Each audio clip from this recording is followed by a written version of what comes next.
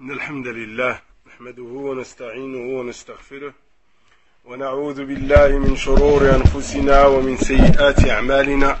من يهديه الله فلا مضل له ومن يضلل فلا هادي له، وأشهد أن لا إله إلا الله وحده لا شريك له، وأشهد أن محمدا عبده ورسوله. يا أيها الذين آمنوا اتقوا الله حق تقاته ولا تموتن إلا وأنتم مسلمون.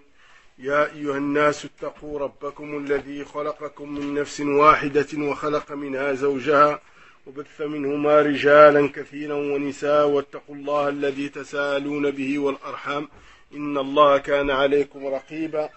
يا أيها الذين آمنوا اتقوا الله وقولوا قولا سديدا يصلح لكم أعمالكم ويغفر لكم ذنوبكم، ومن يطع الله ورسوله فقد فاز فوزا عظيما.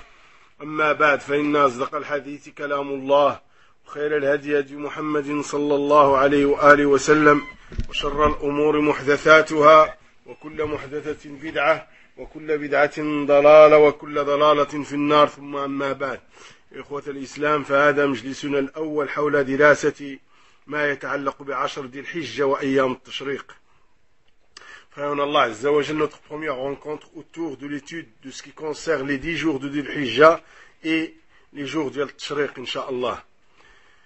قال عليه الصلاة والسلام في الحديث المتفق عليه من حديث معاوية رضي الله عنه: من يريد الله به خيرا يفقهه في الدين، وذلك لأن الفقه في الدين من أفضل الأعمال، وهو علامة الخير، لأن التفقه في الدين يحصل به العلم النافع الذي يقوم عليه العمل الصالح. Donc, frère Allah Azza wa Jal, Rasul sallallahu alayhi wa sallam nous a enseigné dans le hadith authentique rapporté par l'imam Bukhari ou l'imam Muslim, le hadith de Muawiyah radiyallahu anhu, celui à qui Allah subhanahu wa ta'ala veut du bien et lui donne la science de la religion. Là, lui, il le verse dans les sciences de la religion, il lui fait comprendre la religion. Parce que le fait de comprendre la religion, c'est le meilleur et le plus noble des actes. Et c'est un signe du bien. Et le fait de comprendre sa religion, on obtient avec la science bénéfique sur laquelle s'accomplit la bonne œuvre. Car il n'y aura pas de bonne œuvre sans qu'il y ait de science bénéfique. Il n'y aura pas de science bénéfique si on n'y a pas de tafaqquh fi ddin et d'apprentissage. قال تعالى: هو الذي أرسل رسوله بالهدى ودين الحق، فالهدى هو العلم النافع، ودين الحق هو العمل الصالح. وقد أمر الله عز وجل نبيه صلى الله عليه وسلم أن يسأله الزيادة من العلم. قال تعالى: وقل رب زدني علما. Allah subhanahu wa ta'ala dit dans cette citation: c'est lui qui a envoyé son messager avec la guidée et la religion vraie. La guidée ici, c'est la science bénéfique, disent les hommes de science. Et la religion vraie, c'est la bonne œuvre. Allah subhanahu wa ta'ala a ordonné à son messager de lui demander de lui augmenter sa science. Et dans le verset, la citation nous dit: il dit, Seigneur, augmente ma science, augmente-moi la science. Al-Hafidh ibn Hajar rahmatullah alayh قال: وهذا واضح الدلالة في فضل العلم، لأن الله سبحانه وتعالى لم يأمر نبيه صلى الله عليه وآله وسلم بطلب الازدياد من شيء إلا من العلم، وقد سمى عليه الصلاة والسلام المجالس التي يتعلم فيها العلم النافع برياض الجنة، وأخبر أن العلماء ورثة الأنبياء. الحافظ ابن حجر رحمة الله عليه dans le Fath dit ceci est clair, comme quoi la science a des vertus, des énormes vertus. Parce qu'Allah subhanahu wa ta'ala a ordonné à son messager de lui demander d'augmenter la science. Et qu'Allah subhanahu wa ta'ala n'a pas ordonné à son messager de lui demander autre chose que le fait de lui augmenter la science. Et Rasul sallallahu alayhi wa sallam a appelé les assises où on apprend la science bénéfique, il l'a appelé des jardins du paradis, des parcelles du paradis. Et Rasul sallallahu alayhi wa sallam nous a annoncé que les savants, ce sont les héritiers des prophètes alayhi salatu wassalam. ومما لا شك فيه أن الإنسان قبل أن يقدم على أداء عمل ما لا بد أن يعرف الطريقة التي يؤدي بها ذلك العمل على الوجه الصحيح حتى يكون هذا العمل صحيحا مؤديا لنتيجته التي ترجى من ورائه. فكيف يقدم الإنسان على عبادة ربه التي تتوقف عليها نجاته من النار ودخوله الجنة؟ كيف يقدم على ذلك بدون علم؟ Il n'y a aucun doute que l'être humain, avant d'accomplir un acte, n'importe quel acte, avant de faire quelque chose, il apprend la voie par laquelle il va accomplir cet acte, pour qu'il accomplisse cet acte au mieux qu'il soit, pour que cet acte soit bon et valide, pour qu'il obtienne le résultat qui est demandé après cet acte. Et comment l'être humain accomplit une adoration sur laquelle se base le fait d'être sauvé du feu de l'enfer et le fait de rentrer au paradis, comment il accomplit cette adoration sans avoir de science auparavant sur l'acte qu'il veut accomplir, sur l'acte de cette adoration. Donc il est obligé pour la personne de savoir comment il doit accomplir ces actes d'adoration. ومن ثم يقول أهل العلم رحم الله الأموات وحفظ الله الأحياء بالنسبة أن الناس بالنسبة للعلم والعمل ثلاث فرق. Partant de là, les hommes de science ont divisé les personnes en trois catégories par rapport à la science, par rapport à leur position vis-à-vis de la science et la mise en application de cette science. Trois groupes. الفريق الأول الذين جمعوا بين العلم النافع والعمل الصالح وهؤلاء قد هداهم الله صراط المنعم عليهم من النبيين والصديقين والشهداء والصالحين. Le premier groupe, c'est ceux qui ont réuni entre la science bénéfique et la bonne œuvre. Et ceux-là, ce sont ceux que Allah subhanahu wa ta'ala a guidés sur la voie droite, la voie de ceux qu'il a comblés de ce bienfait parmi les prophètes, les véridiques, les martyrs et les vertueux. والفريق الثاني الذين تعلموا العلم النافع ولم يعملوا به وهؤلاء هم المغضوب عليهم من اليهود ومن شابههم ومشى على سيرهم. Et le deuxième groupe, c'est ceux qui ont appris la science bénéfique et qui ne l'ont pas mis en application.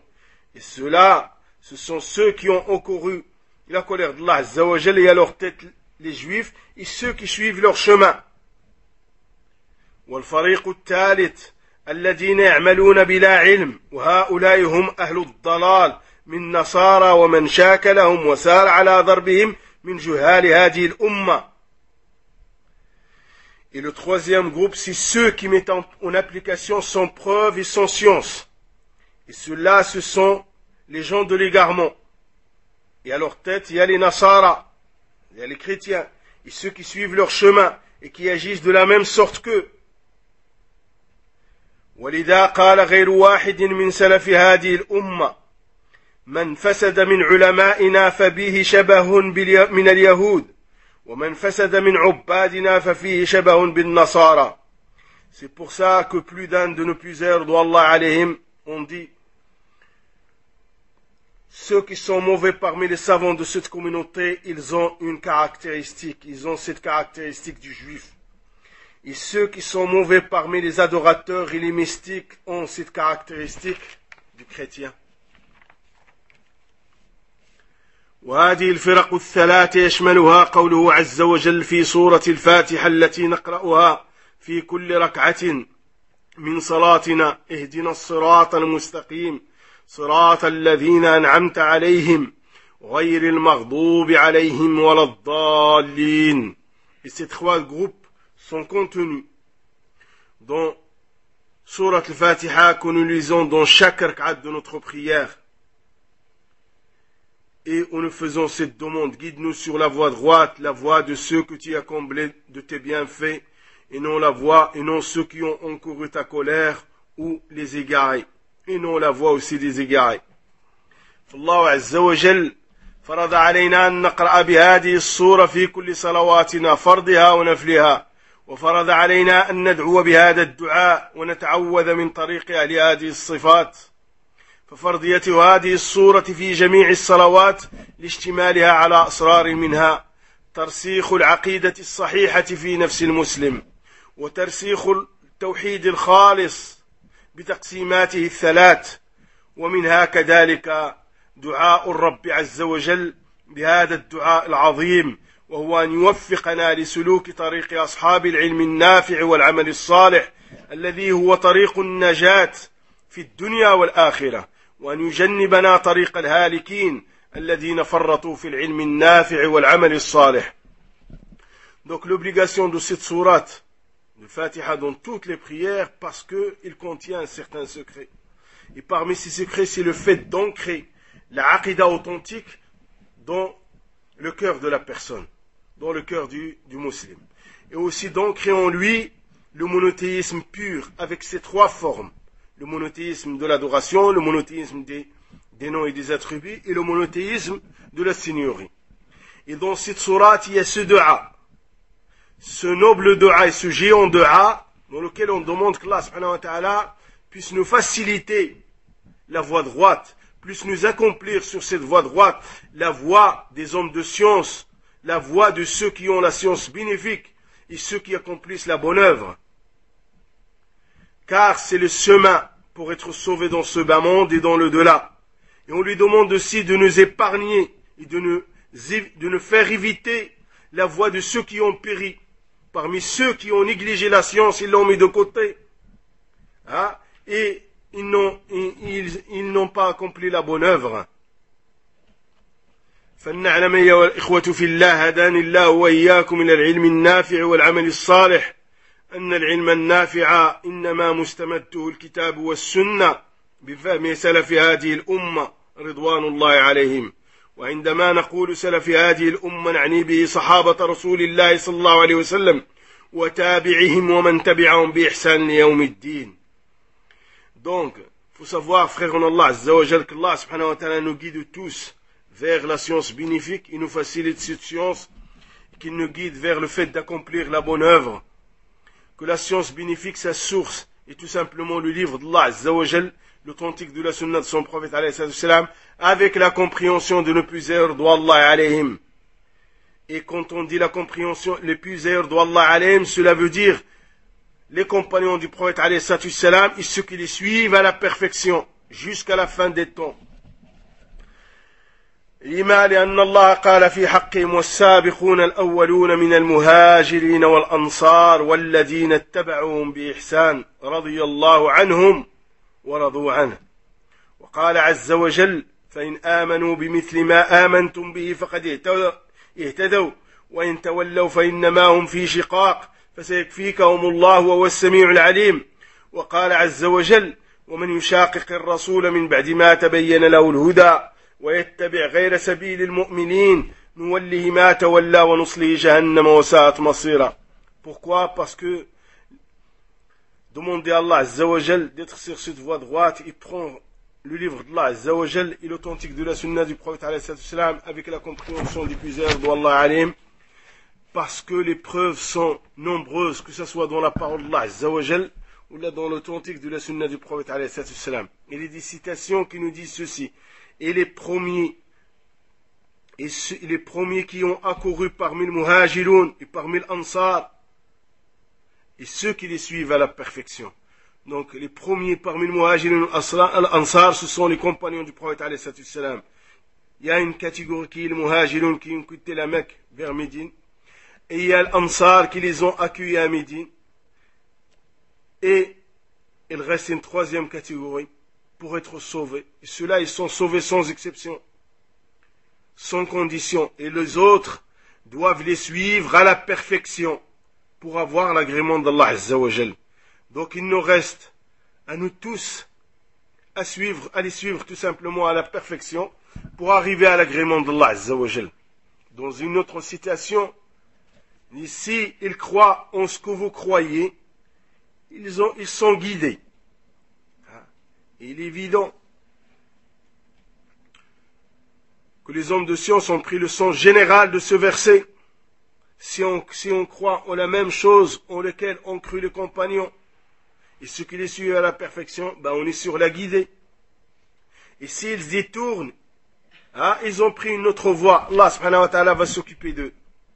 L'autre verset nous dit, et celui qui prend un autre chemin que le chemin du compagnon du prophète alayhi salam après avoir connu la guidée et qui suit un autre chemin que le chemin des croyants. Et c'est les croyants en priorité rentrent les compagnons du prophète alayhi salam. Nous allons leur faire l'alliance avec ceux avec qui ils ont cherché alliance et leur demeure sera l'enfer. وهنا سؤال أيها الإخوة الكرام يفرض علينا نفسه كيف يمكننا أن نسير على البيضاء التي ترك لنا رسول الله صلى الله عليه وسلم إذا لم نتمكن من لغة الوحيين. Ici, il y a une question qui se pose à nous maintenant, frères en Allah Azza wa Jal et sœurs en Allah Azza wa Jal, que nous devons, à cette question, nous devons trouver une réponse et une solution. Comment nous allons pouvoir suivre la voie claire que nous a laissée Muhammad alayhi salam, alors qu'on ne maîtrise pas la langue de la révélation. Il faut trouver une solution à cette lacune et à ce problème qui est un énorme problème. Il ne sied pas à des frères et des sœurs qui ont connu le manhaj depuis 5 ans, qui ont connu la voie d'El Salaf depuis 10 ans, 5 ans, 6 ans, ils ne maîtrisent pas encore la langue arabe. فكيف بأولادنا وأحفادنا ومن سنترك في هذه الديار إن لم تيسر لنا ولهم الهجرة إلى بلاد مسلمة. Et beaucoup parmi vous maintenant, beaucoup parmi nos frères, 25 ans, 30 ans, etc., ils ont des enfants. Qu'est-ce qu'il va devenir, qu'est-ce qui va advenir de nos enfants et de nos petits-enfants si on les laisse dans ces pays, et que nous n'avons pas pu faire l'hijra vers un pays musulman? Qu'est-ce qu'il va advenir de ces enfants et de nos petits-enfants?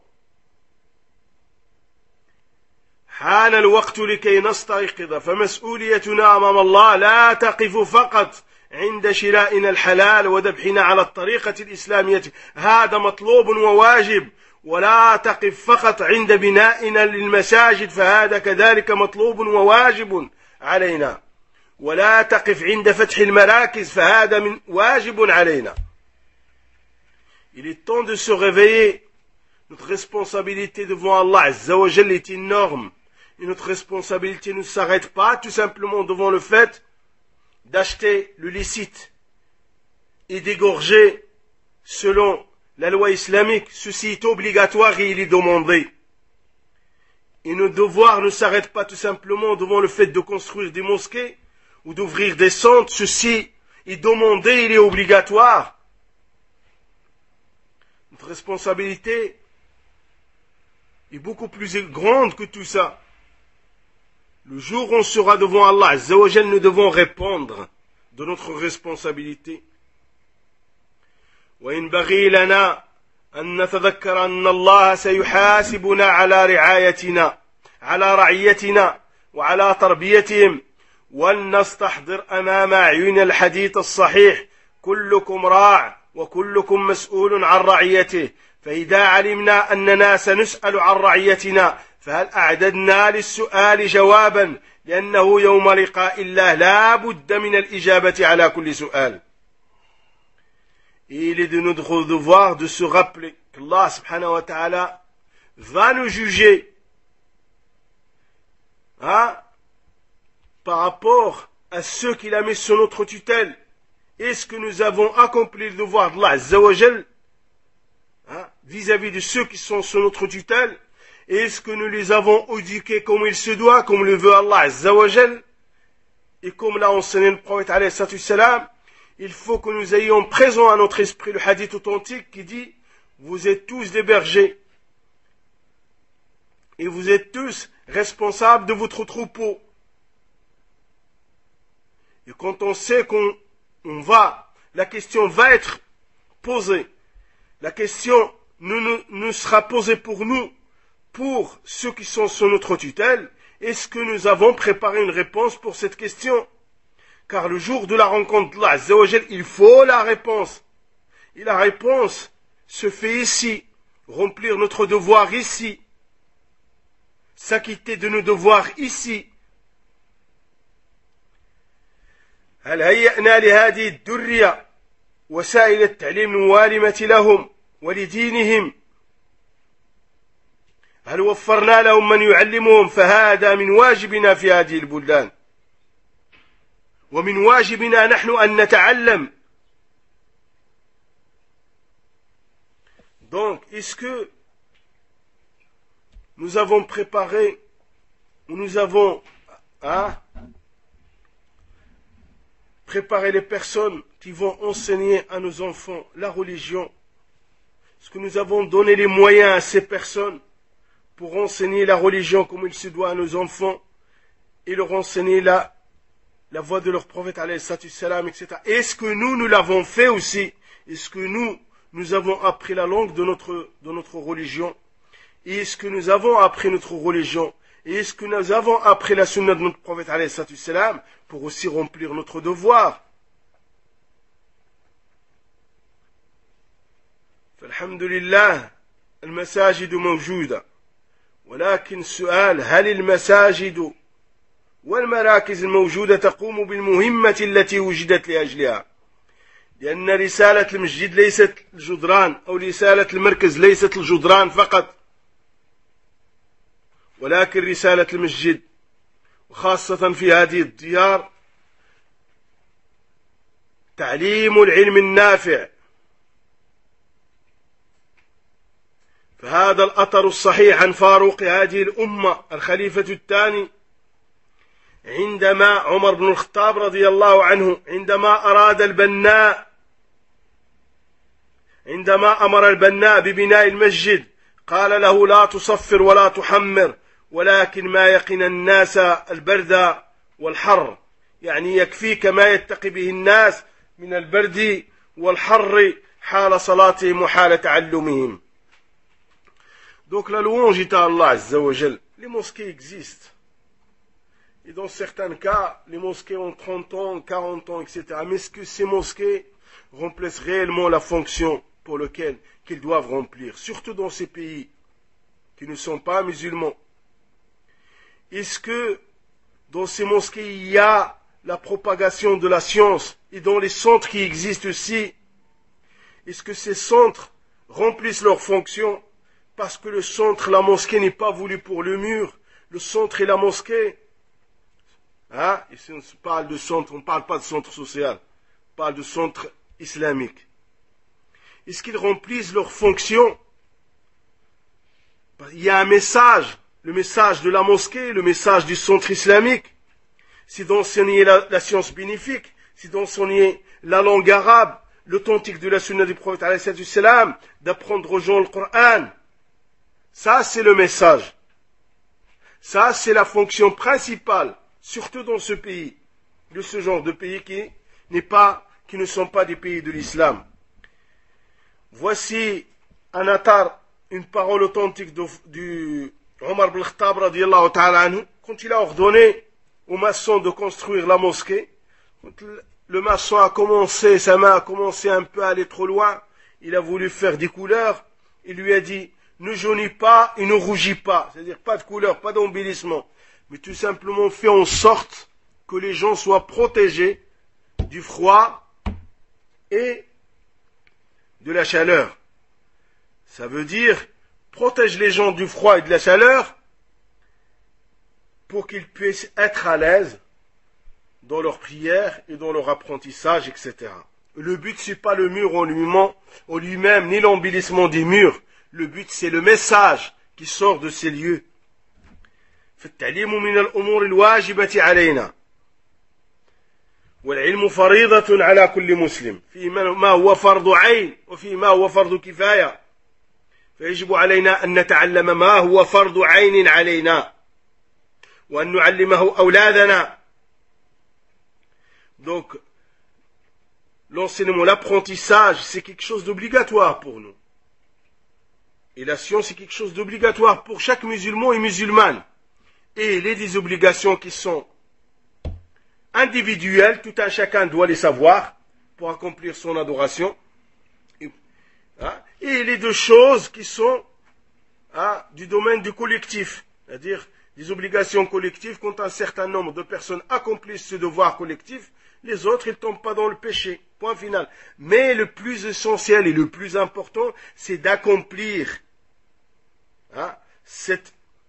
d'avoir cette science obligatoire individuellement. Il faut l'avoir. Il faut aussi l'enseigner à nos femmes, à nos enfants. ويجب أن نتذكر قول الله عز وجل أفحسبتم أنما خلقناكم عبثا وأنكم إلينا لا ترجعون. Il faut se rappeler cette parole d'Allah Azza wa Jal. Est-ce que vous croyez que nous vous avons créé ainsi, comme ça, en vain, et que vous n'allez pas revenir vers nous? Nous allons revenir vers Allah Azza wa Jal. Et Allah subhanahu wa ta'ala va nous demander des comptes.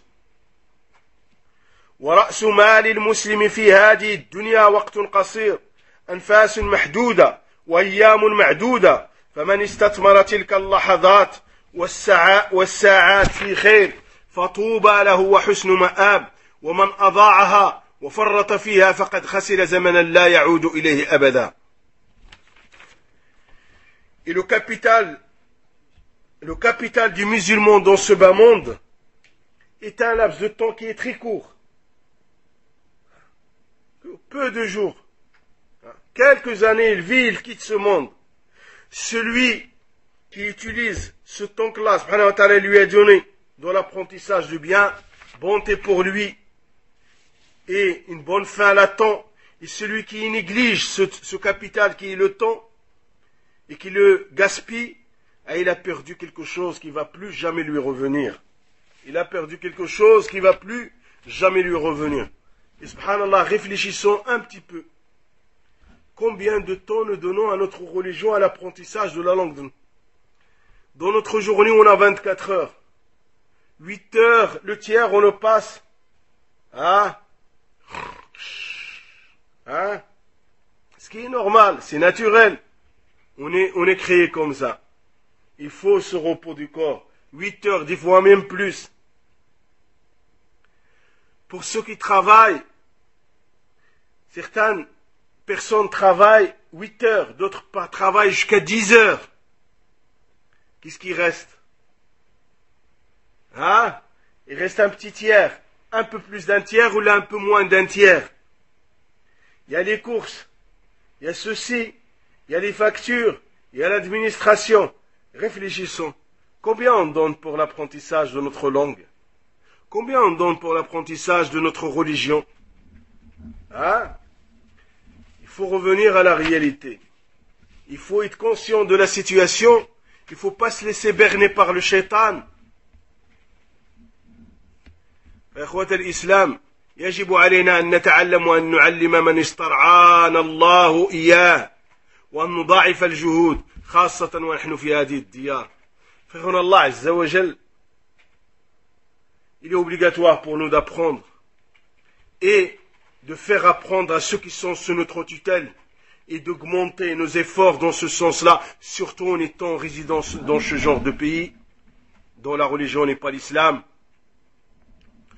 ولا بد لنا أيها الإخوة من الاعتناء بلغة هذا الدين فاسمعوا بارك الله فيكم لهذه الكلمة العظيمة من شيخ الإسلام وقامع البدعة ومحيي السنة ابن تيمية رحمه الله تعالى ونفعنا وإياكم بعلمه وبعلم أئمة الدين رحمة الله عليهم جميعا. يقول رحمه الله في كتاب اقتضاء الصراط المستقيم في مخالفة أهل الجحيم: اللغة العربية من الدين، اللغة العربية من الدين لأنها لغة القرآن والسنة ومعرفتها فرض واجب، فإن فهم الكتاب والسنة فرض ولا يفهمان إلا بفهم اللغة العربية، وما لا يتم الواجب إلا به فهو واجب. من هنا أخي الكريم أختي الكريمة يتبين لنا أنه يجب علينا أن نتعلم اللغة العربية وأن تعلمها أمر ضروري لكل مسلم ومسلمة لكي نقوم بشعائر ديننا التعبدية حق القيام ولكي نتمكن من تلاوة كلام ربنا وفهم سنة نبينا صلى الله عليه وسلم ولكي نتمكن من التلذذ بكلام أهل العلم.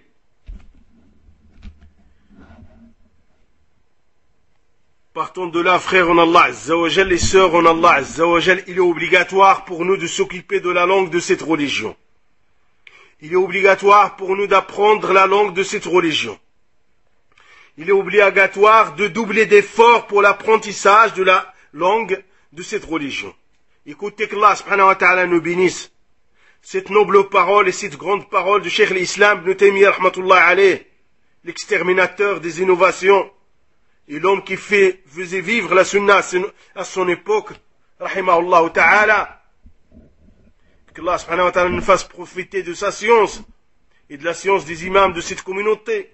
Il dit dans son livre Iqtida Sirat al-Mustaqim, la langue arabe fait partie de la religion car c'est la langue du Coran et la langue du Sunna.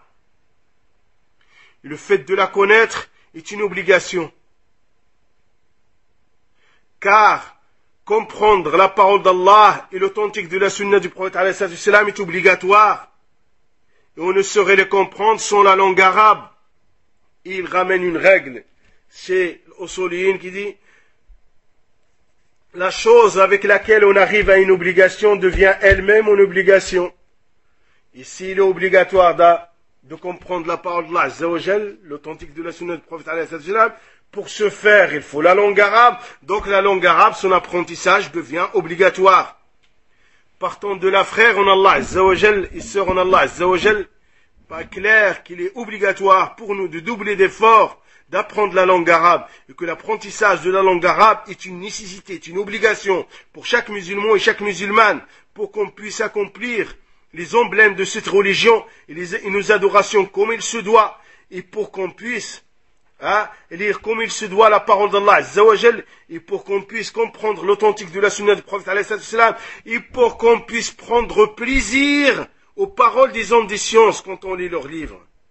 Pour pouvoir lire leurs livres, les livres des hommes de science, et prendre plaisir à leurs paroles, et profiter des règles qu'ils ont instaurées, qu'ils ont extraites de la parole d'Allah Azza wa Jal et de l'authentique de la Sunna du prophète alayhi salatu wassalam. فاسمعوا بارك الله فيكم قول الحق عز وجل إنا أنزلناه قرآنا عربيا لعلكم تعقلون ويقول وكذلك أوحينا إليك قرآنا عربيا ويقول وإنه لتنزيل رب العالمين نزل به الروح الأمين على قلبك لتكون من المنذرين بلسان عربي مبين ويقول عز وجل كتاب فصلت آياته قرآنا عربيا لقوم يعلمون فانظروا بارك الله فيكم كم مرة ذكرت اللغة العربية في القرآن ولمكانتها فقد تكفل الله سبحانه وتعالى بحفظها حيث تكفل بحفظ كتابه الكريم وهي لغة هذا الكتاب وهو القائل وهو أصدق القائلين إنا نحن نزلنا الذكر وإنا له لحافظون.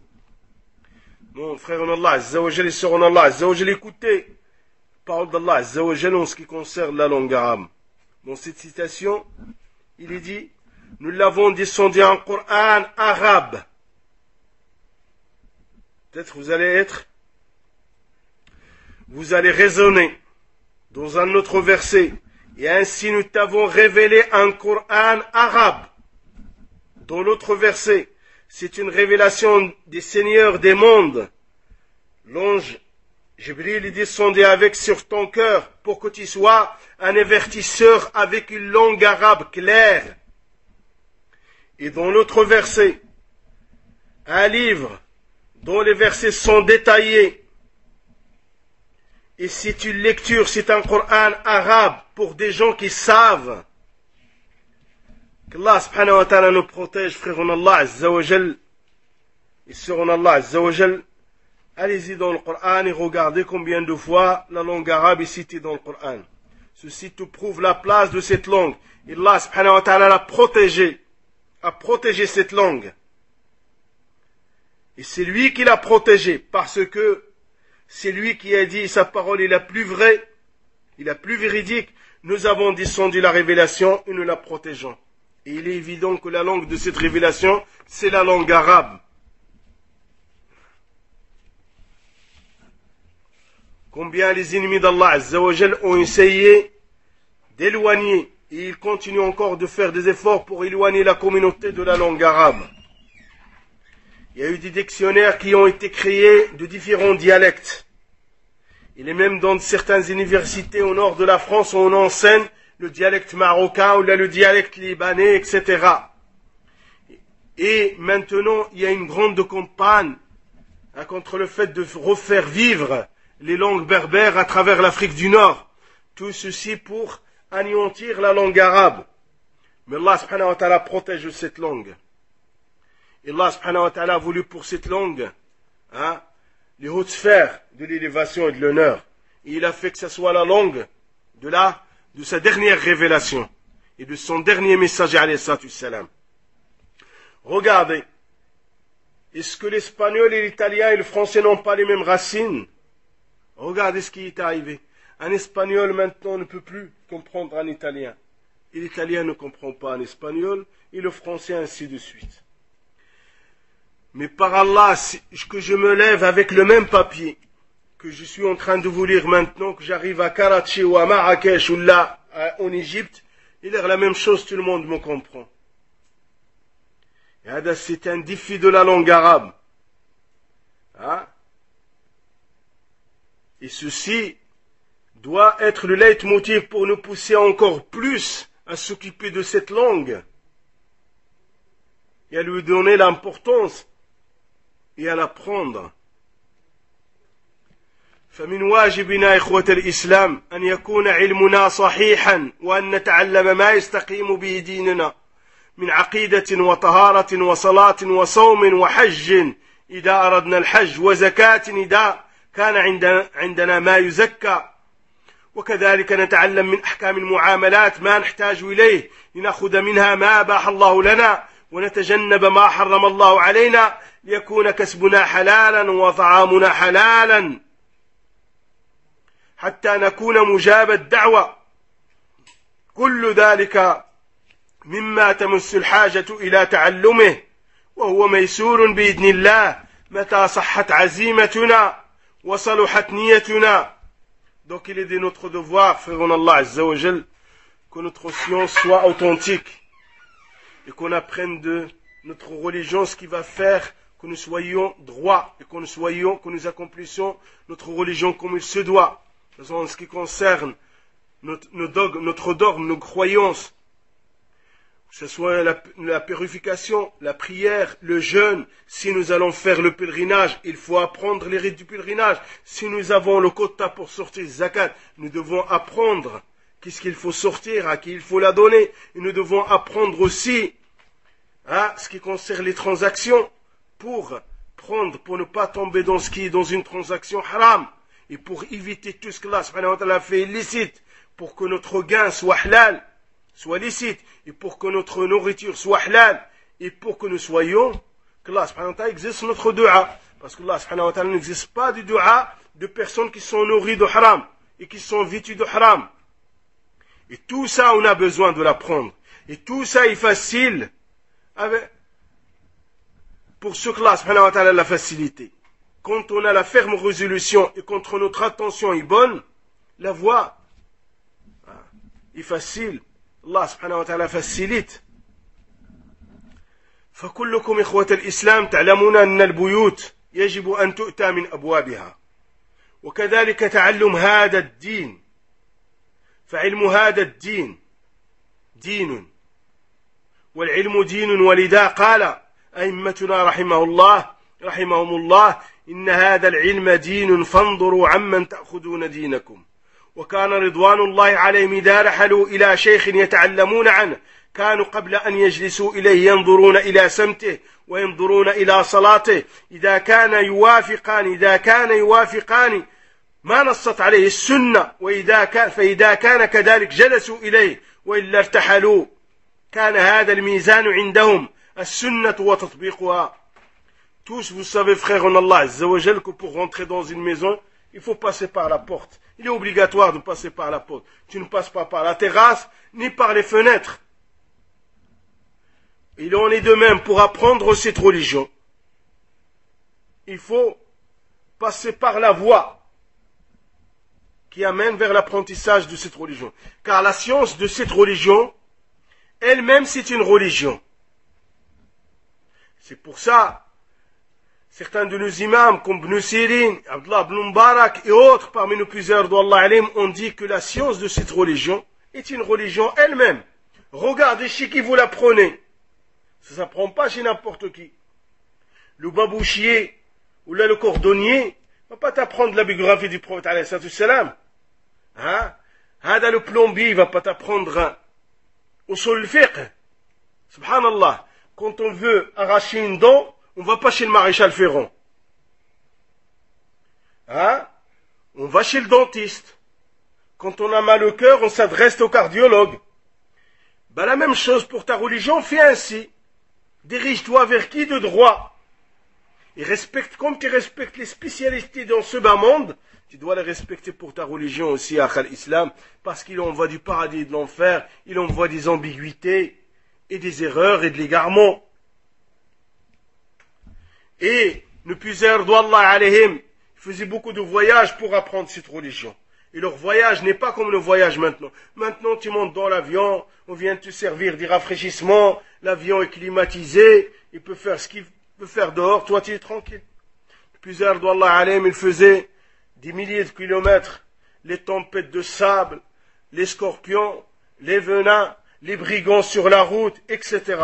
Et malgré tout ce qu'ils subissaient, quand ils arrivaient à là, chez le cheikh, ben, ils ne s'asseyaient pas chez lui directement. Ils regardaient comment il est. Ils regardaient déjà son physique, est-ce que son physique, il porte sur lui la sunna du prophète alayhi salam sur son visage. Est-ce que dans sa tenue vestimentaire, il correspond, il est réglé par l'authentique de la sunna du prophète alayhi salam. Hein? Et quand il voyait que ça correspondait, alhamdulillah. Et après, il ne s'asseyait pas encore. Il regardait dans sa prière. Est-ce que sa prière correspond au hadith du prophète alayhi salam? Priez comme vous m'avez vu prier. Ainsi ils étaient. Maintenant, les repères sont simples. Non, celui-là, on l'écoute pas, il crie trop fort. Non, celui-là, il parle trop fort sur les groupes. Non, entendez Tariq Ramadan, vous entendez la belle voix qu'il a. Hein? Vous entendez cette voix douce et cette... Subhanallah. C'est ça le repère maintenant? ونحن في هذه الغربة أيها الإخوة نسأل الله عز وجل أن يردنا وإياكم إلى ديار المسلمين سالمين غانمين. يجب علينا أن نهتم بأمر ديننا ويجب علينا أن نتعلم لغة هذا الدين لكي نتمكن من التفقه فيما أراد الله سبحانه وتعالى منا وفيما أراد رسول الله صلى الله عليه وآله وسلم. فتعلمون جميعا أن اللغة العربية هي لغة القرآن الكريم كلام رب العالمين وبها نزل على خاتم الأنبياء وهي لغة سيد المرسلين صلوات ربي وسلامه عليه. فالعناية بها عناية بكتاب الله وعناية بسنة المصطفى عليه الصلاة والسلام وعون على فهمهما فهي لغة شريعتنا فبها نفهم مراد الله ومراد رسول الله صلى الله عليه وسلم حق الفهم وبها نتذوق طعم كلام سلفنا الصالح رضوان الله عليهم وطعم كلام أئمة هذا الدين. فأنا الله عز وجل en étant dans ces pays qui ne sont pas musulmans, faut faire du dua à Allah subhanahu wa ta'ala, qu'Allah subhanahu wa ta'ala nous va sortir d'ici, hein, nous et nos enfants, sains et saufs, dans notre religion, et dans nos pensées et dans nos cœurs, et épargnés de toute forme d'ambiguïté. En étant ici, il est obligatoire pour nous d'apprendre notre religion, et d'apprendre la langue de cette religion, pour qu'on puisse comprendre ce que veut Allah Azza wa Jal de nous, et ce que veut de nous la sunna de notre prophète alayhi salam. Vous savez tous que la langue arabe, c'est la langue du Coran. Le Coran qui est la parole d'Allah Azza wa Jal. Cette parole qu'il a descendue sur le dernier des prophètes et le plus noble des prophètes, alayhi salam. Et cette langue était la langue de Muhammad alayhi salam. Donc s'occuper de la langue arabe, c'est s'occuper du livre d'Allah Azza wa Jal, c'est donner l'importance à l'authentique de la sunna du prophète alayhi salam. C'est un outil qui va nous aider à comprendre l'héritage de Mohammed alayhi salam qu'on nous a légué les imams de cette communauté. Donc la langue arabe, c'est la langue de notre législation. C'est le moyen avec lequel on va comprendre ce que Allah subhanahu wa ta'ala veut de nous. Et ce que veut dire la sunna de notre prophète alayhi salam comme il se doit. Et c'est avec cette langue que nous allons goûter au goût exquis aux paroles de nos puiseurs d'Allah alayhim et aux savants de cette communauté.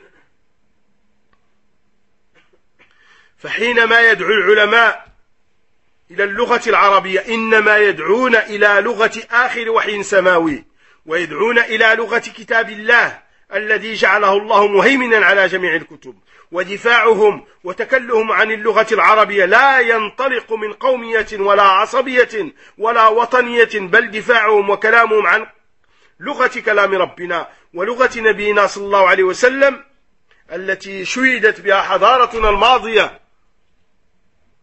ولكن اليوم ولله المشتكى ونحن في هذه الديار الغربية نعاني ويعاني الجيل الحاضر من البعد عن هذه اللغة ومن قلة الهمة في تعلمها. والله إنه مما يمزق القلب الحر والنفس اليقظة أن نرى بعدنا عن اللغة العربية. وهذا إن دل على شيء إنما يدل على ضعف في الشخصية. Donc, quand les hommes de science appellent le fait de donner l'importance à la langue arabe, quand ils appellent à doubler d'importance pour ceux qui n'ont pas la langue arabe à apprendre, ben ils appellent vers la langue de la dernière révélation. Ils appellent vers la langue du livre d'Allah Azza wa Jal. Ils appellent vers la langue à donner l'importance à la langue de Muhammad alayhi salam qui est le dernier des messagers alayhi salam. Ils appellent à donner l'importance à la langue du livre qui a pris le dessus sur tous les autres livres. Ils leur défense de la langue arabe. Ils leur rappellent vers le fait d'apprendre la langue arabe. Ne part pas d'un nationalisme ni d'un sectarisme. Ils leur défense de la langue arabe. Ils leur rappellent vers le fait d'apprendre la langue arabe. C'est parce que tout simplement la langue arabe est la langue de la parole d'Allah Azza wa Jal, qui est le Coran. Et c'est la langue de notre prophète alayhi salam. Et c'est cette langue qui a fait l'honneur et la civilisation de cette communauté. Et aujourd'hui, nous nous plaignons à Allah Azza wa Jal en étant dans ces pays occidentaux. Nous souffrons comme souffre la génération présente maintenant de notre éloignement de la langue arabe et de notre peu d'enthousiasme. Nous avons peu d'enthousiasme pour apprendre cette langue arabe. Et fait partie des choses qui déchirent le cœur à tout quelqu'un qui est doué de raison, de voir combien on est loin et combien nos générations sont loin de la langue arabe. Ceci, s'il prouve quelque chose, il prouve une faiblesse dans la personnalité. Sinon, comment 10 ans tu te dis que tu es salafi, 5 ans, 6 ans, et tu ne maîtrises pas le biyaba de la langue arabe? Il faut se poser des questions à l'islam. Toi, la sœur aussi, tu dois te poser des questions. فلذا إخوة الإسلام علماء الأمة والناصحون لهذه الأمة يدعونكم للقاء بلغة القرآن ولغة آخر وحي سماوي. يجب أن تلتقوا بها وتحثوا إخوانكم ومن حولكم على لقائها، لأنه لا يمكن لنا ولكم ولهم أن نفهم مراد الله وسنة رسول الله صلى الله عليه وسلم إلا بها.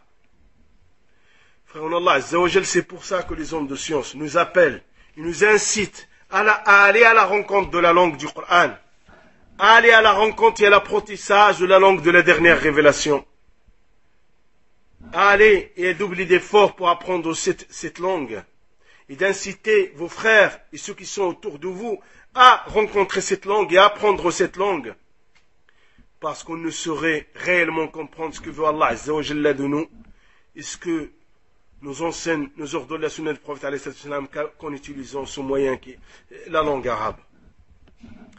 فإن بقينا بعيدين أيها الإخوة عن اللغة العربية فعمن سنأخذ ديننا؟ كيف سنتعلم خصائص هذا الدين؟ أيمكن أن نعقله ونفهمه حق الفهم عن طريقة الترجمة؟ فالمترجمون عندهم أهداف ومقاصد يريدون أن يصلوا إليها. فهؤلاء المستشرقون الذين عكفوا على السنة وعلى الإسلام وأتقنوا لغته كلهم كفار، ويتقنون لغة هذا الدين ويتقنون فنونا من هذا الدين لا يتقنوها مثقف المسلمين فضلا عن عامتهم. منهم من تخصص في الحديث، منهم من تخصص في علم الرجال، منهم من تخصص في التفسير، ويترجمون لنا السموم والخرافات وما لا يصح عن محمد صلى الله عليه وسلم وصحبه الكرام. زد على هذا من هم من جلدتنا ويتكلمون بلغتنا ولهم أهداف سياسية ويترجمون ما يريدون وما يناسب أهواءهم وما يناسب مناهجهم لكي يوقعوا الشباب في حبالهم. نسأل الله السلامة والعافية. وانظر إلى هذه الشبهة. آخر ترجمة كانت للقرآن الكريم من فرنسي يسمى جاك بيرك، فيقول هو أنه بقي 23 سنة لترجمة القرآن. هذه شبهة، لأن القرآن نزل فيه 23 سنة فأنا بقيت فيه 3. يريد أن يبين لك أنها ترجمته أحسن، وأنها قضت الوقت، وقت الوحي. فسبحان الله، فلا نغتر إخوة الإسلام وتسمع ممن يمجد هذه الترجمة. Frère Allah Azza wa Jal, si nous restions loin de la langue arabe, de qui nous allons apprendre notre religion? Comment nous allons apprendre et goûter aux particularités de cette religion? Est-ce que nous pouvons le comprendre comme il se doit par la voie de la traduction? Les traductions, depuis plus de 10 ans maintenant, je le dis, il faut le prendre comme la traduction, il faut la prendre comme quelqu'un qui a eu un accident et sa jambe s'est cassée. On l'a amené à l'hôpital, il lui a fait un plâtre, on lui a donné des béquilles, et après qu'on lui a enlevé le plâtre, on lui fait des séances de réadaptation, de kiné, etc., pour qu'il se réadapte. C'est comme ça qu'il faut le prendre. C'est juste un passage, un pont, dans lequel il ne faut pas s'éterniser. Il faut passer à autre chose. Il faut passer à la langue arabe. Il faut passer à l'étude de ta religion à la langue arabe. Car, frère en Allah Azza wa Jal, tu ne sais pas ce qu'il y a derrière un traducteur. Sauf ce que Allah subhanahu wa ta'ala a couvert de sa sainte miséricorde. Mais tu ne sais pas ce qu'il y a derrière un traducteur. Un traducteur met une part de sa personnalité, de ses convictions dans ce qu'il traduit. Et il a des buts. Il y a des traducteurs qui ont des buts. Ils veulent aller à des buts. Voici les orientalistes. Ils se sont penchés sur la sunna, sur le Coran, sur l'interprétation du Coran, sur la science des hommes, et ils ont atteint des sciences et des niveaux dans des sciences, même les intellectuels musulmans ne connaissent pas. Pas le commun des musulmans, les intellectuels musulmans. Et malgré tout ça, ils nous traduisent les histoires à dormir debout. Et les livres d'Yal Hillaj, dans lesquels il y a l'unicité de l'existence, et les livres d'Yal Jalal Dir-Rumi, et je te passe des trucs pour détruire la religion et le dogme des musulmans.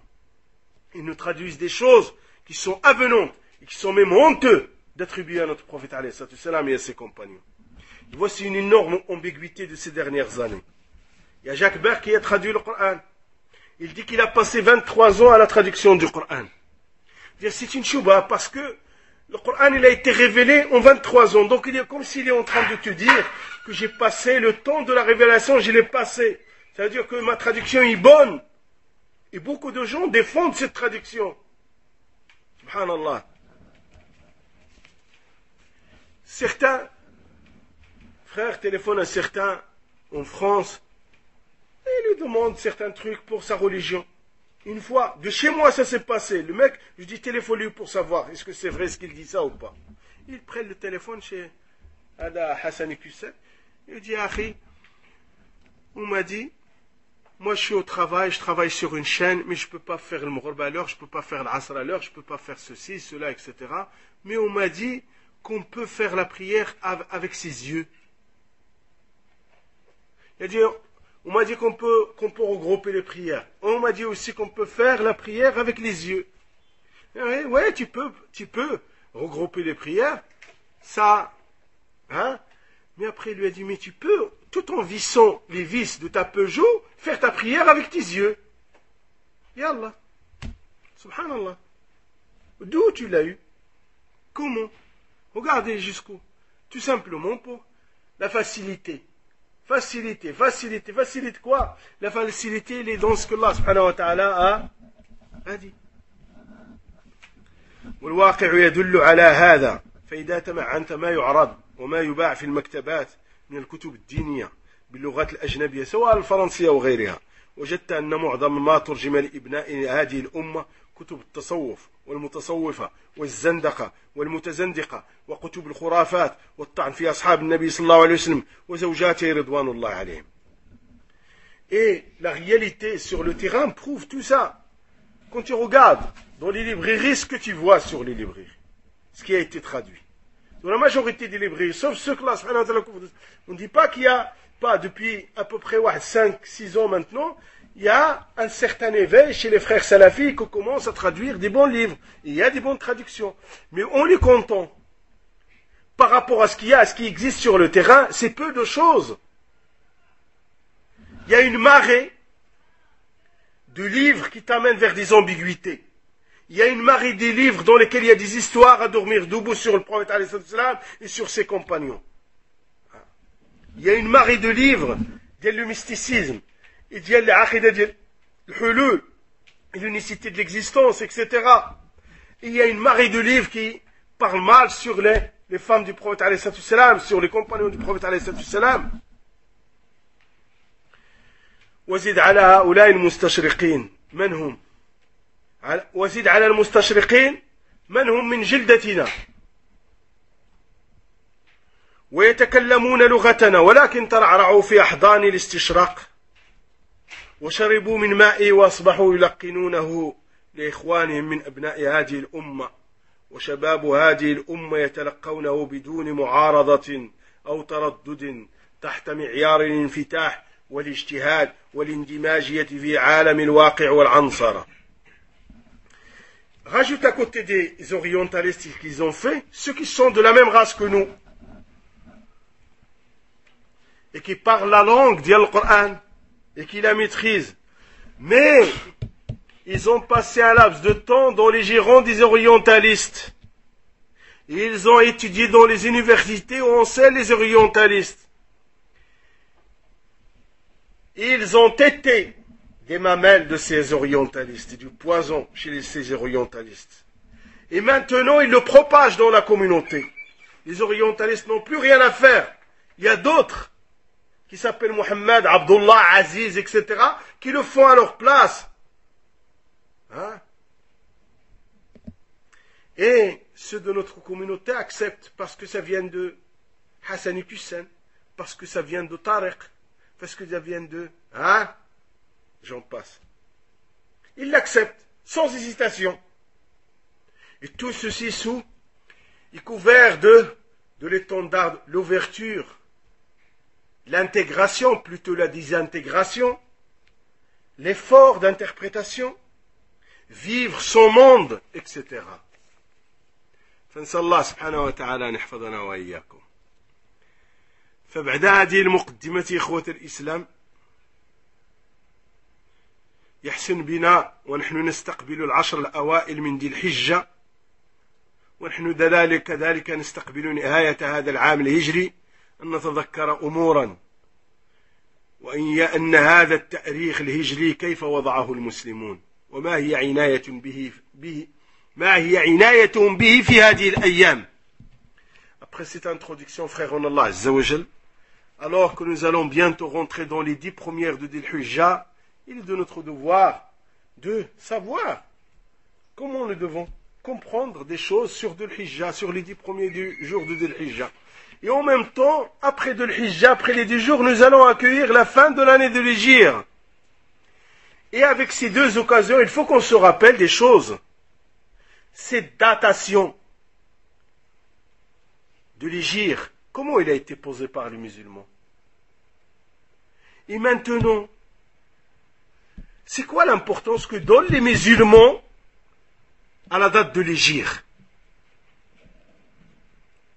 هذه الأمة الإسلامية أخي الإسلام أمة فريدة، أمة مستقلة بعقيدتها، بكيانها، بشخصيتها، وهي خير الأمم كما قال الله عز وجل: كنتم خير أمة أخرجت للناس.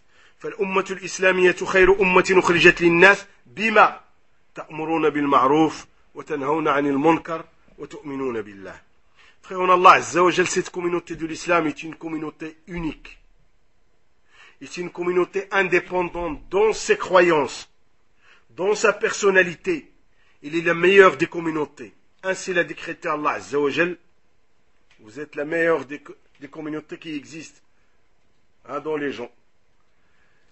Mais ce fait qu'il soit meilleur, cette communauté, sa cause c'est quoi?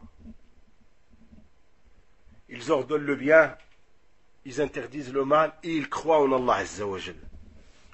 وأخبرنا صلى الله عليه وسلم أن هذه الأمة سيجري عليها ما جرى على الأمم قبلها من الضعف والتغيير ومن الاتباع، وهذا من أخطر الأمور، وهو اتباع لسنن اليهود والنصارى. قال عليه الصلاة والسلام: لتتبعن سنن من كان قبلكم حذ القذة بالقدة ولو دخلوا جحر ضب لدخلتموه. قالوا يا رسول الله اليهود والنصارى. قال ومن القوم؟ والمراد أن هذه الأمة ستتبع اليهود والنصارى في كثير من الأمور، لكن هذه التبعية لا تعني القضاء على عقيدة هذه الأمة، فإنه عليه الصلاة والسلام أخبر أنه لا تزال طائفة من أمتي على الحق ظاهرين لا يضرهم من خالفهم أو خذلهم حتى يأتي أمر الله وهم كذلك. Frère en Allah Azza wa Jal, notre prophète alayhi salatu wassalam nous a enseigné que cette communauté va lui arriver ce qui est arrivé aux autres communautés avant elle. Il va y arriver en cette communauté des changements et des faiblesses. Et le point le plus grave qui va arriver à cette communauté, c'est de suivre les autres. C'est le plus dangereux. C'est de suivre la voie des juifs et des chrétiens. Rasul sallallahu alayhi wa sallam a dit: vous allez suivre la voie de ceux qui sont avant vous en pont, après en pont. Et s'ils rentrent dans le trou d'un varan, vous allez y rentrer aussi. Et ce qui est voulu ici, c'est que la communauté va suivre la voie des juifs et des chrétiens. Dans beaucoup de choses. Mais cela, ça ne veut pas dire que cette communauté ne va plus exister. Et que le dogme et les croyances de cette communauté vont être anéantis. Loin de là. Car Rasul sallallahu alayhi wa sallam a annoncé aussi comme quoi restera toujours une faction de la communauté de Muhammad alayhi sallam sur la vérité, en apparence sur la vérité, et ils vont l'étendard de la vérité, peu importe ceux qui sont en divergence avec eux, et peu importe ceux qui veulent les détourner de la vérité. Et ceux-ci, ils vont rester sur ces situations-là jusqu'à ce que l'ordre d'Allah Azza wa Jalla arrive. فإذا نظرت في هذه المسألة من هذه الناحية الشرعية نحن خير أمة، وأخبر النبي صلى الله عليه وسلم أن هذه الأمة ستتبع اليهود والنصارى، وأخبر أيضا أنه لا تزال طائفة من أمتي على الحق. ثم إذا نظرت إلى مسألة التاريخ فقط لوجدت الأدلة منطبقة عليها تماما. Donc quand tu jettes un regard sur cette situation, au niveau du côté législatif, donc on est la meilleure des communautés. Et toujours du point de vue de la législation, que cette communauté va suivre les juifs et les chrétiens. Ceci a été annoncé par le prophète alayhi sallam et c'est arrivé. Et que le prophète alayhi sallam a annoncé aussi qu'il restera toujours une faction sur la vérité. Maintenant, en prenant en considération ces textes, regarde maintenant ce qui se passe avec la date, avec la datation musulmane. Tout simplement, regarde ça. Donc, ces preuves vont de pair et ils vont très bien avec la situation de là, et correspondent très bien à la situation de la datation de la communauté. Qui utilise parmi vous l'hégire dans sa vie personnelle? Qui connaît parmi vous les mois de l'hégire en ordre? Qui dans ses écrits, ses mudakirat, ses livres personnels, il marque Là, il a commencé, il marque, il date avec l'hégire. Il ne peut pas le faire en public. Qui le fait avec ses frères et dans sa vie personnelle? Posons la question. Qui parmi nous sait te dire combien on est aujourd'hui dans de l'Qa'da?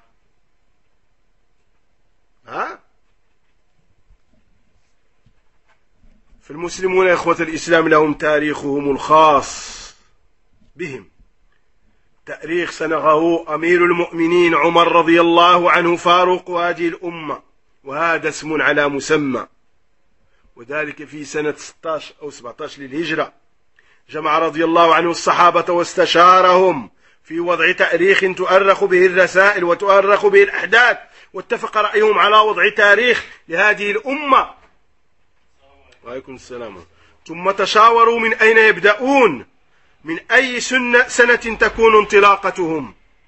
قال بعضهم نبدأ سنة مولده عليه الصلاة والسلام، وقال آخرون نبدأ ببعثته عليه الصلاة والسلام، وقال آخرون نبدأ بهجرته عليه الصلاة والسلام. ثم اتفق رأي عمر مع رأي عثمان ورأي علي وكبار الصحابة رضوان الله عليهم على أن يكون مبدأ التاريخ الإسلامي بهجرة المصطفى عليه الصلاة والسلام. Donc, la datation, chez les musulmans, est quelque chose de particulier. Ils ont une façon de dater qui est particulière, qui est propre à eux. Et qui a posé cette datation? Qui a créé la date en islam? Sinon, Omar ibn Khattab, radiyallahu ta'ala anhu. Le Farouk qui sépare entre la vérité et le faux.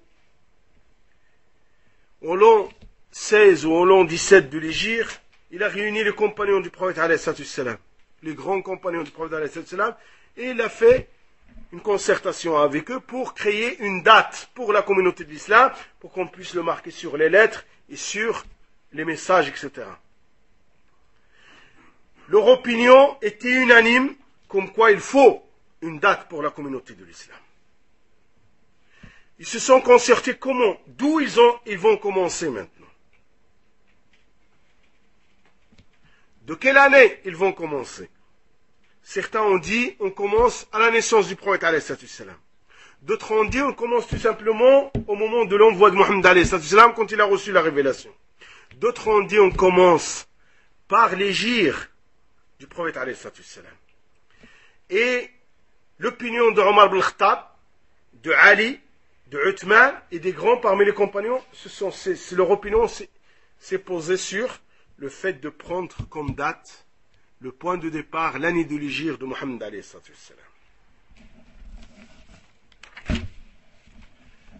فبدأ التاريخ من هجرة النبي صلى الله عليه وسلم، لأن الهجرة هي نقطة التحول في الدعوة وبداية القوة والشوكة للإسلام في الدولة الإسلامية وفي والكيان الإسلامي بالمدينة. عندما هاجروا إلى المدينة تحول عظيم في تاريخ دعوة المصطفى عليه الصلاة والسلام، فجعلوا رضوان الله عليهم بداية تاريخ الأمة هذه السنة المباركة التي هاجر فيها النبي صلى الله عليه وسلم. Donc ils ont commencé la date de l'hégire, de l'immigration du prophète alayhi salam, le point de départ, parce que l'hégire c'est un événement très particulier qui a changé beaucoup de choses, qui a bouleversé les situations dans le monde qui existait à cette époque. Et c'est le point de départ de la force de la communauté de l'islam et de la création d'un État islamique à Médine. Donc c'est un pas en avant, c'est un grand changement qui s'est passé dans la communauté de Mohammed alayhi salam. Donc Omar ibn Khattab et ses compagnons, ridwanullahi alayhim, ont pris comme point de départ pour la date l'année de l'hégire de Mohammed alayhi salam. ثم تشاوروا من أين يبدأون من أي شهر، فقال بعضهم نبدأ من شهر ربيع الأول لأن هذا الشهر هو الذي دخل فيه النبي صلى الله عليه وسلم المدينة، وقال بعضهم نبدأ من شهر رمضان لأن هذا الشهر هو الذي نزل فيه القرآن. ثم اتفق مرة أخرى رأي عمر وعثمان وعلي وكبار الصحابة رضوان الله عليهم على أن تكون البداية من شهر الله المحرم.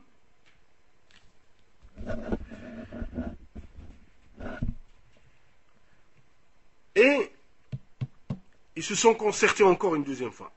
Quel mois? Par quel mois ils doivent commencer? Certains ont dit on commence par le mois de Rabi' al-Awwal, parce que c'est le mois durant lequel Mohammed alayhi salam est rentré à Médine. D'autres ont dit on va commencer par le mois de Ramadan parce que le mois de Ramadan, le Coran est descendu pendant le mois de Ramadan. Encore une fois, l'unanimité s'est posée sur l'opinion de Omar ibn Khattab, de Uthman et de Ali et des grands des compagnons du prophète à commencer par le mois de Muharram. لما البداية بشهر المحرم؟ لأن في الحقيقة الهجرة بدأت من هذا الشهر حيث أذن رسول الله صلى الله عليه وسلم لأصحابه بالهجرة لأن الكفار قريش كانوا يضعون الحرب في الأشهر الحرم فبدأت أفواج المهاجرين تخرج في شهر الله المحرم وتدفقت أمواج المهاجرين وأصحاب رسول الله صلى الله عليه وسلم المدينة ومن هذا الشهر بدأ الترتيب والتخطيط لهجرته عليه الصلاة والسلام ولأن هذا الشهر هو أحد الأشهر الحرم ولأنه يأتي بعد ركن عظيم في هذا الدين وهو أعظم ركن من أعظم أركان الإسلام وهو الحج فاتفقوا على أن تكون بداية السنة من هذا الشهر شهر الله المحرم. Donc, pourquoi ils ont décrété que ce soit le mois de Muharram? Parce qu'en réalité, l'immigration du prophète a commencé durant ce mois. Et parce que pendant le mois de Muharram et les autres mois sacrés, les mécréants de cette époque ne faisaient plus la guerre. Donc c'est à partir du mois de Muharram que des vagues d'immigrants, du compagnon, des immigrants de la Mecque vont partir de la Mecque vers Médine. Ils ont de la sécurité, on ne va pas les attaquer sur la route. Donc ils vont arriver vague après vague vers Médine. Et en réalité, parce que c'est à partir de ce mois de Muharram où a commencé l'immigration du compagnon du prophète vers Médine, où on a commencé les préparatifs de l'immigration de Mohammed alayhi salam. On a commencé le plan pour préparer l'immigration de Mohammed alayhi salam. Et parce qu'il fait partie des mois sacrés. Et parce que durant ce mois, il y a un des grands piliers de l'islam durant ce mois. Ce mois arrive juste après un des grands piliers de l'islam, qui est le mois, qui est le Hajj. Et donc, ils ont été unanimes sur le fait que le début de l'année doit être à partir de Muharram. ومنذ ذلك التاريخ والمسلمون يؤرخون بتاريخهم انظروا في الكتب والمصنفات والأوراق والمخطوطات لن تجدوا إلا تاريخ المسلمين ما كانوا يستعملون تاريخ النصارى ولا كانوا يقيمون له وزنا. Depuis cette époque, les musulmans utilisent la date de l'hégire. La date, il date avec l'hégire. Regardez dans les livres, dans les manuscrits. Donc tout ce qui a été retrouvé au manuscrit, tu ne trouveras pas une date chrétienne, ni une date grégorienne. Walou. Ils ne donnaient aucune importance à ces dates. Ils n'utilisaient que la date musulmane, la date de l'hégire. وهذا إن دل على شيء إنما يدل على تميز شخصية هذه الأمة وعلى تميز في عقيدتها وعلى عزتها وكرامتها ولأن التاريخ الهجري مربوط بأمر عظيم وحادث جليل أثر في مسار الدعوة الإسلامية وفي ظهور هذا الدين وهو الهجرة بل أثر في مجرى التاريخ كله. Et ça, si ça prouve quelque chose, prouve la particularité de la personnalité de la communauté de Mohammed alayhi salam, qu'il est particulière dans ses croyances, qu'il est particulière dans sa force, dans son honneur, dans sa noblesse, et que la date de l'hégire, il est lié avec un événement important.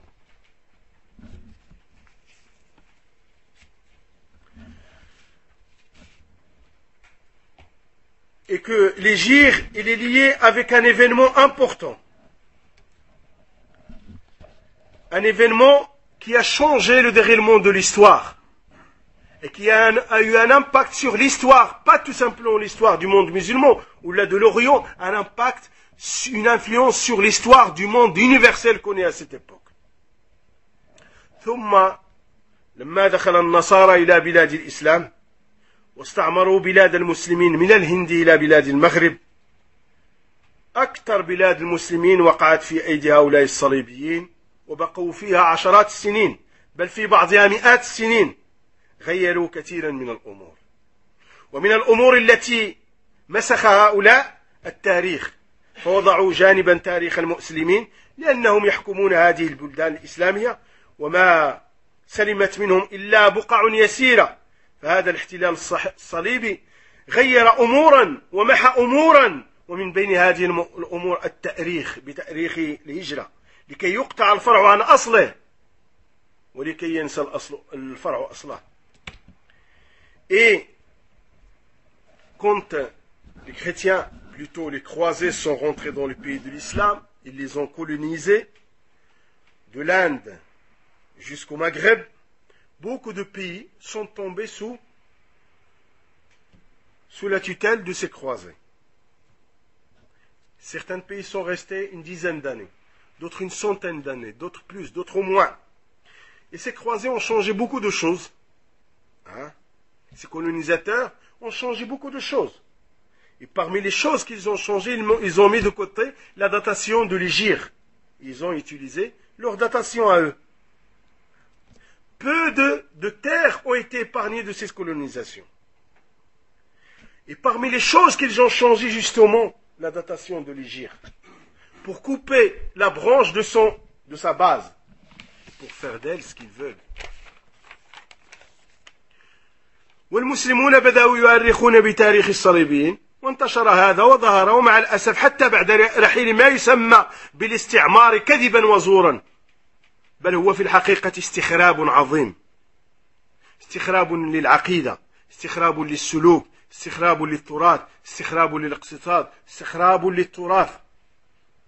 Et les musulmans, malheureusement, ont commencé à prendre les dates et à se suffire de la date grégorienne et de la date du colonisateur. Et ceci s'est propagé dans presque tous les pays. Et quand l'istimar en arabe, ça veut dire remplir une place, mais en réalité, ici, c'est pas l'istimar qu'on doit l'appeler, on l'appelle l'istikhrab, détruire quelque chose. Parce que ce qui s'est passé, on l'appelle l'istimar, remplir quelque chose. Mais en réalité, c'est un istikhrab. C'est dépouiller les gens de leurs dogmes, c'est les dépouiller de leur comportement, c'est les dépouiller des trésors souterrains de leur pays, de leur économie, de beaucoup de choses. Ce n'est pas l'istimar. L'istimar, c'est faux de dire l'istimar. Il faut appeler un chat, al-istikhrab. Dépouiller plutôt, de remplir. فحتى بعد رحيل هؤلاء عن بلاد المسلمين ما رجع المسلمون إلى تاريخهم، وكيف يرجعون إليه وهم لم يصفوا العقيدة مما شابه من الانحراف، ولم يصفوا العبادات مما دخل من المحدثات، ولم يتركوا جانب العادات والتقاليد التي تركها المستعمر وراءه. ونتج عن هذا أن أكثر المسلمين، بل حتى إن قلت ونتج عن هذا أن أكثر شباب المسلمين، بل حتى إن قلت أكثر المسلمين فلن تكون مبالغا، لا يعرفون التاريخ الإسلامي ولا الشهور الإسلامية. فإذا جاءت مناسبة مثل رمضان أو الحج تذكروا أن هذا رمضان، أو تذكروا أن هذا ذو الحجة، شهر الحج. أما إذا سألتهم من يرتب لك الشهور العربية، كثيرا منهم لا يعرفها، وما يعرف ترتيبها، فقط يعرف الشهور النصرانية وترتيبها. فإنا لله وإنا إليه راجعون. Et après que le départ des colonisateurs des pays de l'islam, les musulmans ne sont pas revenus vers leur date, à utiliser leur date. Comment ils y reviennent alors qu'ils n'ont pas purifié les croyances et les déviations, ils n'ont pas purifié les adorations de tout ce qui a été s'émissé comme innovation dedans.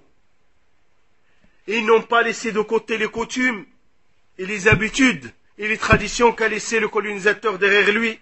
Ils les ont pas mis de côté. Et il en résulte de tout ça, beaucoup de jeunes de la communauté musulmane, même si tu dis beaucoup de musulmans, tu n'exagères pas, ne connaissent pas la datation islamique. Ils ne connaissent pas les mois de l'islam. Les vieux, ils les connaissent. Mais les jeunes, beaucoup de vieux ne les connaissent pas non plus. Mais quand il arrive une occasion, le mois de Ramadan, ils se rappellent que ça c'est le mois de Ramadan. Quand on arrive pour partir au pèlerinage, ils se rappellent que ça c'est le mois du pèlerinage, tout simplement. Mais si tu leur demandes de te citer, mois après mois, dans l'ordre, les mois de l'hégire, ils ne savent pas. Si tu lui cites en quelle année on est maintenant, et certains ils ne savent pas. Quelle année va se terminer maintenant dans un mois et quelques jours? il ne sait pas. Tout simplement, il connaît les mois grégoriens. Janvier, février, mars, là, il te les cite. فإنا لله وإنا إليه راجعون. ومع ذلك نقول الحمد لله ليست كل الدول الإسلامية تؤرخ بالإفرنجي، ولكن هناك دول لا تؤرخ إلا بالتاريخ الهجري، وعلى رأسهم المملكة العربية السعودية وما جاورها من البلدان الإسلامية، فلله الحمد من قبل ومن بعد. والشباب هناك لا يتكلمون ولا يضبطون مواعيدهم ومناسباتهم إلا بشهور السنة الهجرية. Et malgré tout ça, nous disons louange à Allah Azza wa Jal. Pas tous les pays musulmans utilisent le calendrier chrétien. Il reste des pays qui utilisent l'hégire. Ils datent avec l'hégire. Fait partie de ces pays à leur tête l'Arabie Saoudite et certains pays qui l'entourent. La louange est à Allah Azza wa Jal. Et les jeunes là-bas, ils ne parlent qu'avec les mois de l'hégire, ils ne parlent qu'avec les dates, les années de l'hégire. Ils ne connaissent pas autre chose que ça. من هنا من منا الآن يفعل هذا في حياته الخاصة؟ إن كان لا يقدر على هذا في الحياة العامة، لما لا نتعامل بهذه الشروط بهذه الشهور فيما بيننا؟ وهذا نستطيعه، ولكن لماذا لا نفعله؟ فكر جيدا. إنه الشعور بالضعف، إنه التسليم وعدم المقاومة لهذا الشعور بالضعف. Partons de là maintenant. Pourquoi nous? Pourquoi on n'utilise pas dans notre vie privée la datation avec les mois d'El-Hijr? Si on ne peut pas le faire dans la vie générale, pourquoi on ne le fait pas dans notre vie privée et entre nous? On peut le faire, mais pourquoi on ne le fait pas? Pose-toi la question. Parce que c'est le sentiment d'infériorité. Il est enfui en nous. Le colonisateur a laissé ce sentiment enfui en nous, ce complexe d'infériorité. Et nous restons avec ce sentiment d'infériorité et ce complexe d'infériorité. وهذه مقدمة وتنبيه قبل أن نبدأ في دراسة ما يهمنا في هذه العشر الأوائل من ذي الحجة، وهو آخر شهور السنة. وبهذه النظرة الخفيفة في مسألة التاريخ يتبين لنا مصداق قوله عليه الصلاة والسلام: لا تزال طائفة من أمتي على الحق ظاهرين لا يضرهم من خالفهم أو خذلهم حتى يأتي أمر الله وهم على ذلك. ويتبين لنا مصداق قوله عليه الصلاة والسلام: لا تتبعن سنن من كان قبلكم حذو القذة بالقدة. Et avec cette introduction et de tirer l'intention sur ce point essentiel, nous allons commencer l'étude de ce qui nous intéresse maintenant. Qu'est-ce que nous devons faire et ce qui est préférable de faire pendant les 10 premières de Dhul-Hijjah. Dhul-Hijjah, c'est dans quelques jours, ce sera Dhul-Hijjah. Et c'est le dernier mois de l'année, de l'Hijr. Et avec ce regard rapide sur l'histoire de la datation, nous paraît clairement la véracité de la parole du prophète qui dit: restera toujours une faction de ma communauté sur la vérité. Peu importe ceux qui sont en divergence avec eux, peu importe ceux qui essayent de les détourner de la vérité, et ils resteront là-dessus jusqu'à la fin des temps. Et il nous apparaît clairement la véracité du hadith du prophète.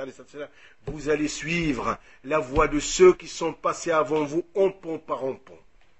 فانظروا وتأملوا حالنا اتبعناهم حتى في التاريخ واختلطت على كثير منا إلا من رحم ربك وقليل ما هم مسائل التاريخ والأحداث والوفيات. فإذا أردنا أن نؤرخ الأحداث لا نؤرخ إلا بالتاريخ الميلادي. Regardez maintenant et méditez notre situation. Même dans la datation, les choses se sont mélangées pour nous. Sauf ce que Allah subhanahu wa ta'ala a couvert de sa sainte miséricorde. Maintenant, quand on a des événements, qu'est-ce qu'on fait?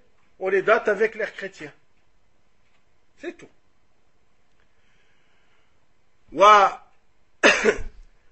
Tu demandes à quelqu'un parmi nous maintenant ta date de naissance avec l'hégire, mois et année. C'est pas. Ta date de naissance 1985, il sait. Janvier, tatati batata, il sait. Mois de Jumada, l'an 1300 et quelques, il ne sait pas. Mais 2007 et 2000 زراوت, il sait. واستفيدوا من هذا والكثير. فتسمع من يتكلم الآن عن حرب 67 بين اليهود والمسلمين يقول حرب أكتوبر، مع أن المعركة وقعت في رمضان. لما لا يربطونها بشهر رمضان وهو شهر كريم؟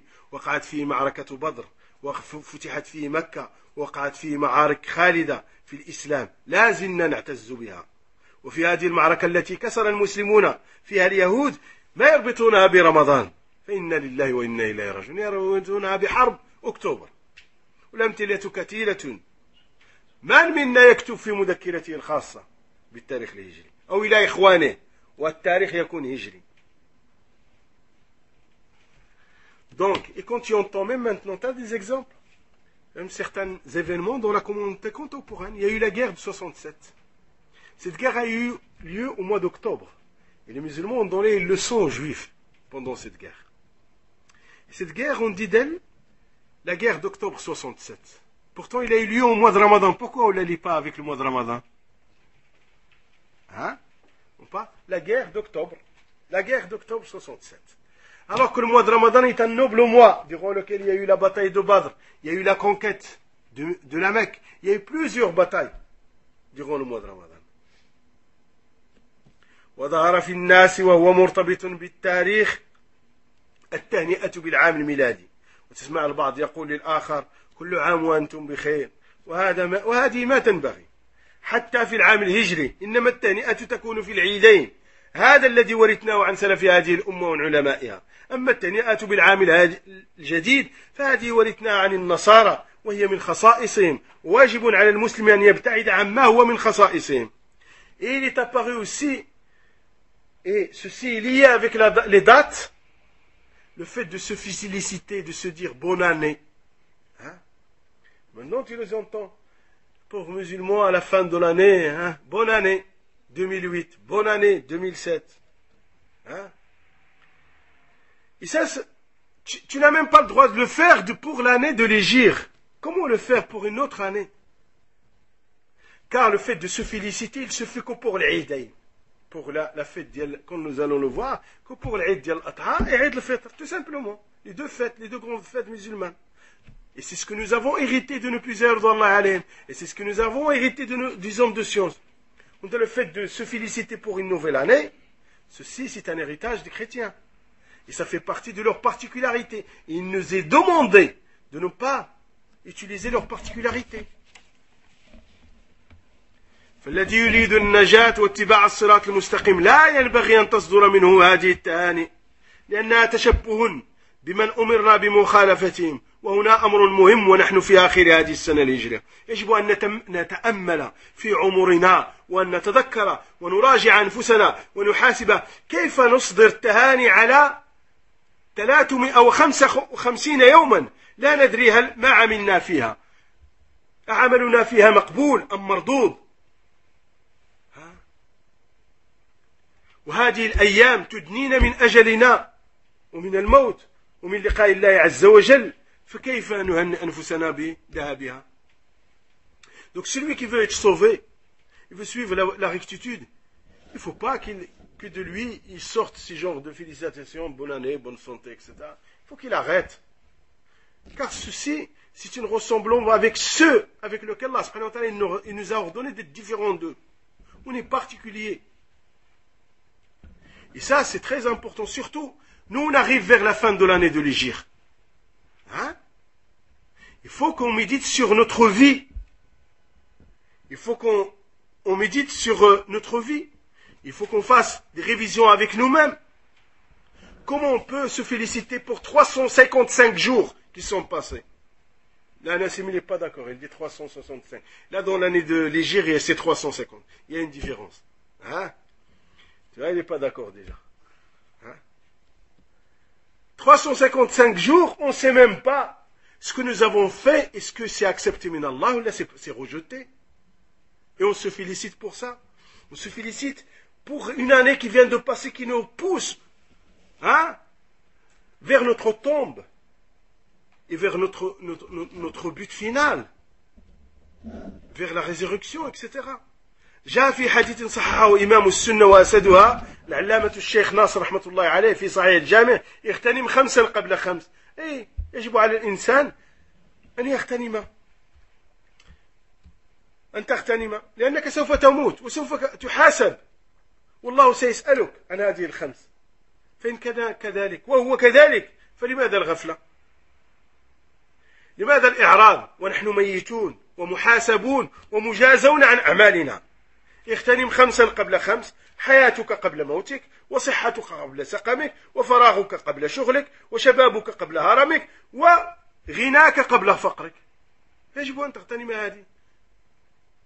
Donc, a été rapporté authentique. Le hadith, il est authentique. Il a été authentifié par le lion de la Sunna, Cheikh Nasr, rahmatullah alayh, dans Sahih al-Jami'. Il dit, profite de 5 avant 5.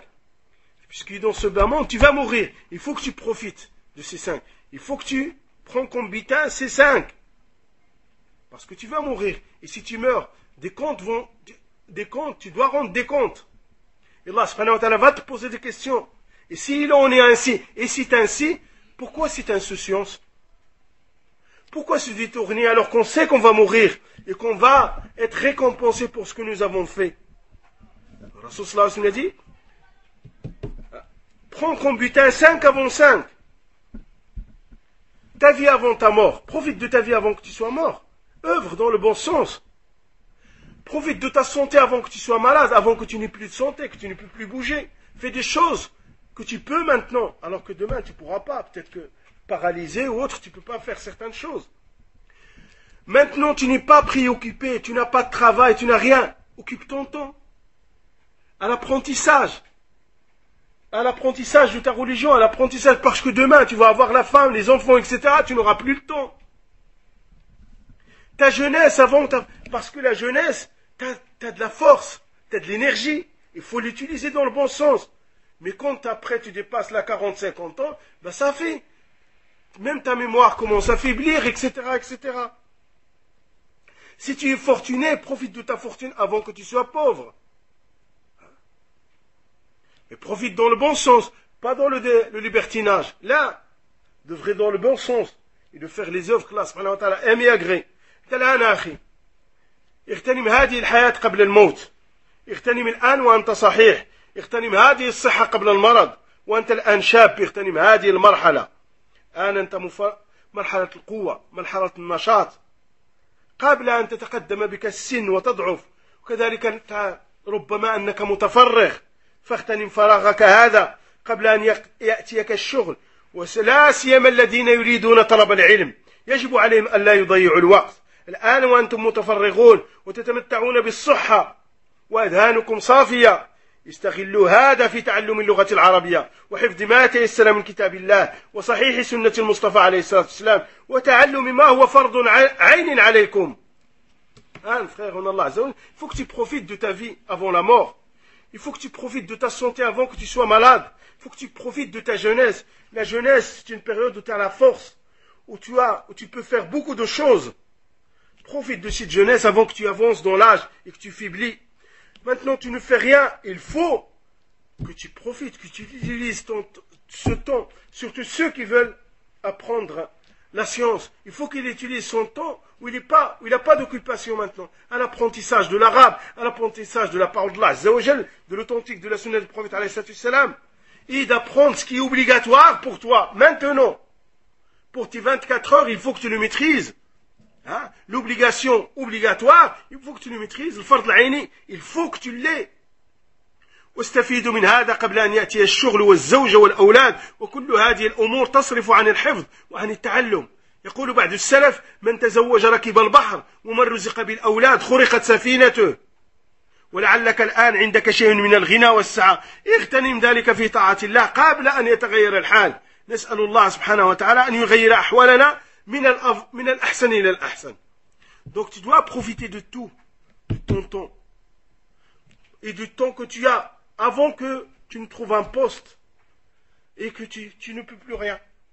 Avant que tu te maries et qu'il y a les enfants qui arrivent. Maintenant tu n'es pas arrivé à marier. Il n'y a rien qui occupe ton esprit. Donc ton esprit est libre.